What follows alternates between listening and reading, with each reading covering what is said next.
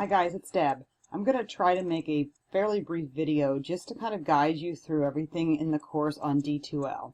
So what you're seeing in front of you is our home page. Now it is currently sent to my view, but I'm going to go ahead and view it as a student. It's not going to, there may be some slight variations, but by and large it's going to look like your screen. So this is our course homepage. You would go into My Hack using your username and password. And then when your courses came up, you would choose Introduction to Communication, and it would bring you to the home page. And this is what you'd be seeing. So you're going to see on the home page, it has the course. It's going to have across the navigation bar the course home, content, assessments, communication, and then resources. For your purposes, these content, assessment, and communication is going to be the ones you're going to use the most. I'm going to go ahead and close that down. From the home page, two things that you really want to pay attention to. One is the calendar. You're going to see every date for everything that is due in the calendar. You can also go directly to the calendar, choosing that drop-down box. And you can set this to be viewed by month, by week. I currently have it in list. Another thing that you can do with the calendar, if you wanted to, you could print this out. And so you would click on the print button. Let that load. One thing that you want to uncheck is to show event details, or else you would end up with a page that would be pages upon pages of the calendar. So just, uncheck that box. You also probably don't need to show the branding, and then you could print all events. Set that up, let that print, and then you would at least have that handy. Okay. So that's one thing you can do. But the calendar is going to be important to check. In the calendar, there are not links to all the assignments. Those you're going to get through the content section. So what I'm going to do now is go back to the course home. And if you just click course home, it'll take you back to the home page. And the other thing I want to point out is the news. I'm going to open this up completely. And there will be some updates in here. So I posted on January 29th just quick links and updates. So, and I put in here links out to the items that are going to be due for this communication theory module. So it's going to be important to check those news items also. So what I want you to focus on, though, is kind of the meat and potatoes of the course. Now you can get to the content by choosing the content browser. Or if you wanted to, you could get to it by choosing content and then choosing content. And that's going to get you to the same place. Either one of those ways to get in is perfectly fine. And what you're going to find here, and this is all stuff that I had mentioned on our first day of class, but never hurts to reinforce that. What you're going to find on the left-hand side here are called modules. And you'll see that there's going to be a module for each unit that we're going to be covering. The modules are going to run for about 2 weeks. You're also going to see that there are dates here on the modules. A good thing and a bad thing about dates. I set those so that you have an idea of the time frame of when we're looking at that. Downside of that is that it keeps that unit locked so that you cannot open it until that date. So if you find that you want to, you're done with pretty much most of the communication theory and research stuff, you kind of have some extra time on your hands, you want to work ahead, please just send me an email and I'll go in and change this date and it'll open right up for you, no problem. So these modules, that's what we're called, and there's one to reflect each unit that we're going to be doing over the course of the semester. So let's go ahead and click on the communication theory and research. And what you're going to find is that each module is organized the same exact way. There's always going to be an overview. And if you click that link, it's going to give you an overview of what are we doing in this particular module. We don't have a textbook that we're using for the course, so what this is kind of a no-text resource.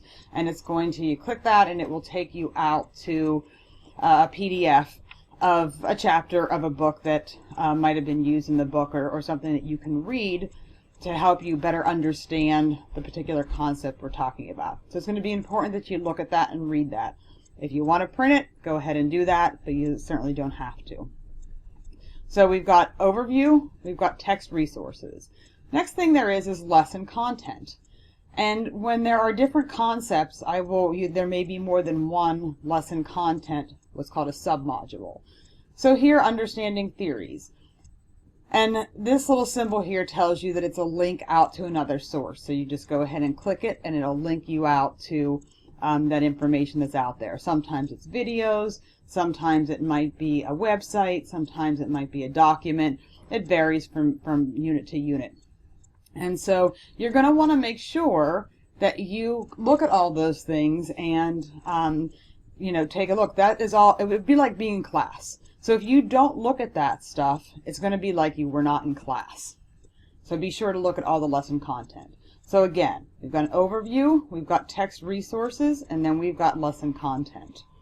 Here's something that's going to be very important for everybody, the activities and assignments.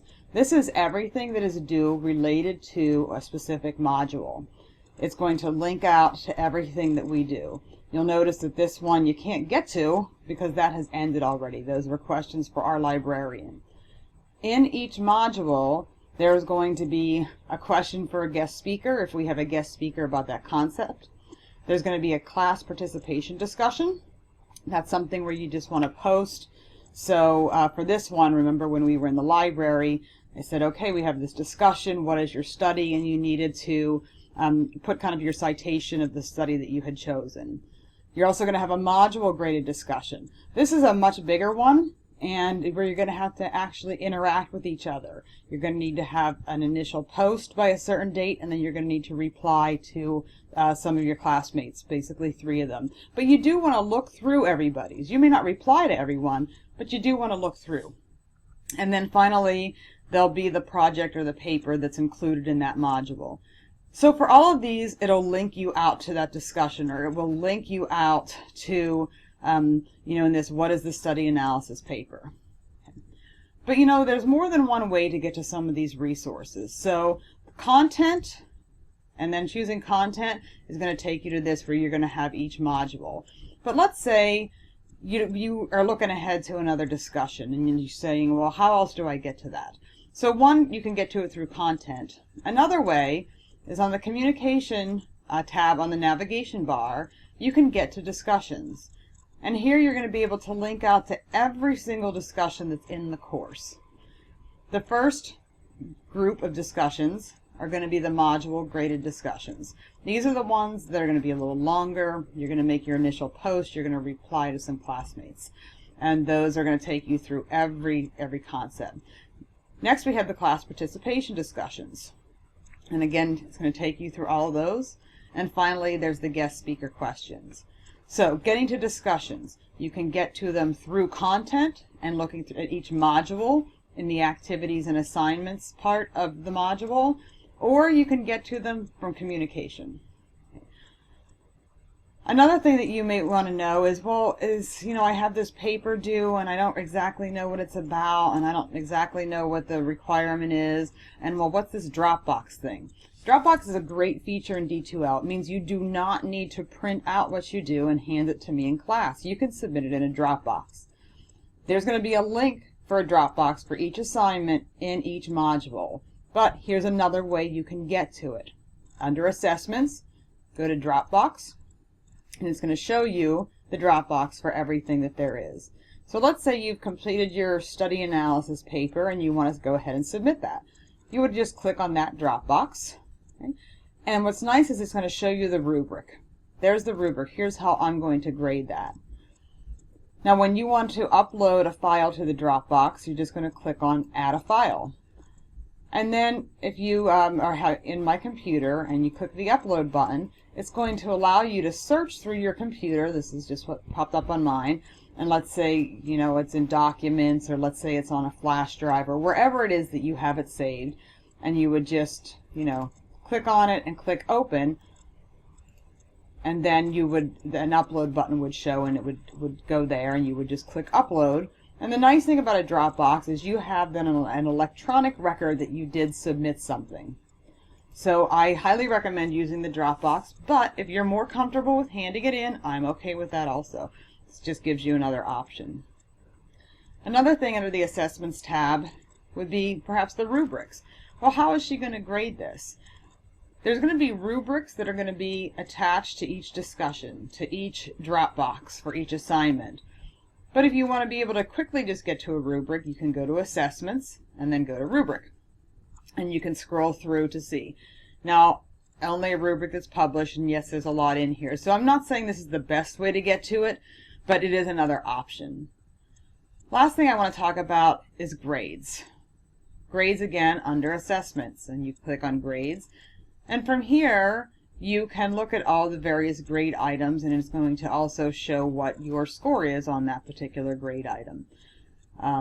And so I highly recommend that you check this. If you wait till the last week of class to say, oh, I should probably check my grade, you may find you're in a situation where it's going to be hard to get yourself out of the hole that you're in. Now, most likely, I'm going to have had a conversation with you prior to that, but you do want to check your grades on a consistent basis. So just to recap real quick, course home, calendar very important, news section is very important. The meat and the potatoes of the course is going to be in the content. So you can get to it through content. You can get through it by going to content and then choosing content. These modules here on this side, they're broken down into all the modules and the concepts we'll be talking about over the course of the semester.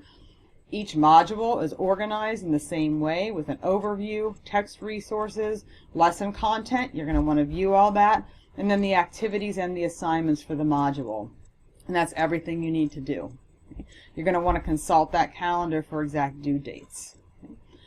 Under communication, you can also get to discussions under communication. You can, under assessments, get to Dropbox, to grades. If we don't really have any more quizzes, you could get to rubrics. So there's more than one way to get to everything. So this is probably a little longer than I wanted it to be, but I wanted to share this with you so that you can look at it if you're ever not sure. Again, if you're in doubt, send me an email and I will always help. I know that the blended course is a little strange that most of you have not taken a blended course before, but think of it this way. You're only having to come to class 1 day a week rather than 2 days a week. And it's going to take a lot more initiative on your part during the course of the week or during the course of the module to go in and explore those resources. We're going to talk about stuff. I know the last couple of weeks, the first week was kind of overwhelming, and then we were in the library. But we're going to be back in the classroom very soon, and always I'm open to questions. Always I'm willing to meet with anybody. So go in there and give it a try, and email me if you have any questions.